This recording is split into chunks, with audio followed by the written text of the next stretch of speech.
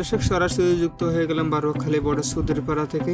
গত বছর বেশ কয়েকটি প্রজেক্টের কাজ বাস্তবায়নের কথা প্রকাশ করা হলে পরবর্তীতে কাজগুলো করতে একটু বিলম্ব হলেও এই বছরে রমজান এবং রমজানের পূর্ববর্তী সময়ে বেশ কয়েকটি প্রকল্প বাস্তবায়ন করেন বারোখালী ইউনিয়ন পরিষদ 9 নম্বর ওয়ার্ডের এমইপি মোহাম্মদ ফজলুল হক।